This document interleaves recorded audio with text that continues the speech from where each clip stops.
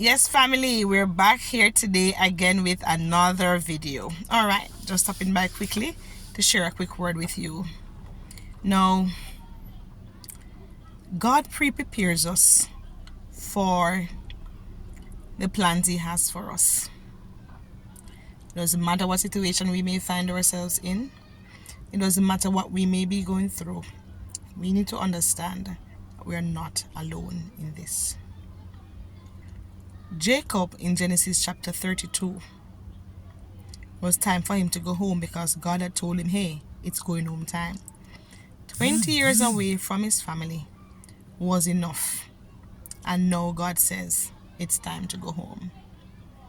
However, when it's time to go home, after having his run-in to Laban, when Laban came, his uncle Laban came after him for his gods and to have a talk with him,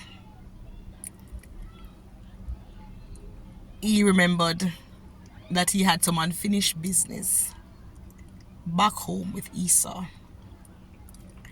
I don't know what unfinished business you have to deal with that you may be fretting or sweating this morning. But I stopped long enough to tell you today that our God specializes in the unfinished business of our lives. Jacob sent a letter by the hand of his servants to his brother Esau. The letter was couched in humility. The letter was couched in submitting to his brother, because he said Lord to his brother, showing his brother that, hey, I hope after all these 20 years you have forgiven me. I'm now a changed man and I'm coming home. Only for Jacob to hear, based on the report of his servants that came back to him, that his brother is coming with 400 men.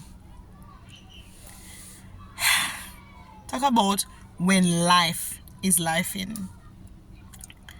When Jacob would have heard this, the first thought possibly that would have come to his mind was that Esau was coming in anger, in vengeance. Esau was coming to finish the unfinished business.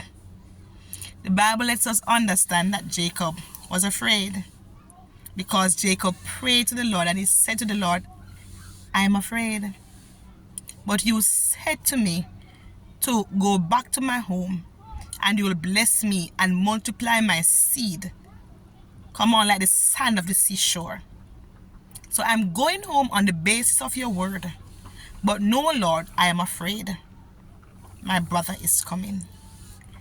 I don't know what unfinished business that you have today.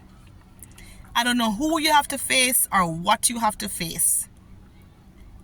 And you are afraid today. I want to assure you that you can take courage and hold on to the promise of God that He has given you.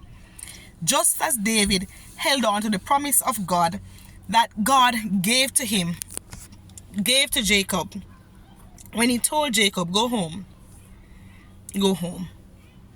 What Jacob forgot though was that in that same time, God allowed Jacob's eyes to be open for him to see the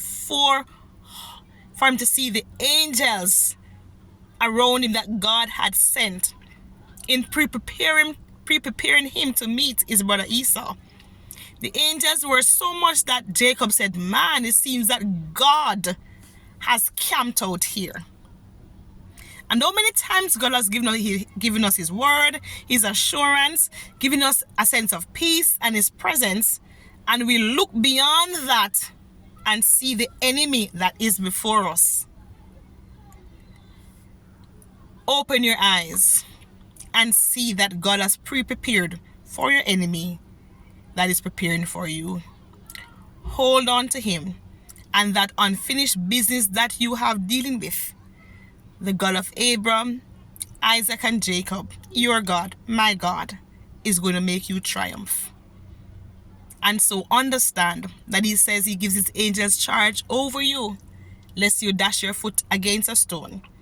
Understand that His angels encamp round about us Huh? And so you are protected, you are covered, you are loved, you are blessed. No harm shall befall you, because the host of heaven is with you, for you, and will fight against them that fight against you. Have a wonderful day. Don't forget to like, subscribe, and share. Drop a comment in the comment section. Let's keep chatting. Let's allow God to fix up our unfinished business as we do life together. Have a beautiful day.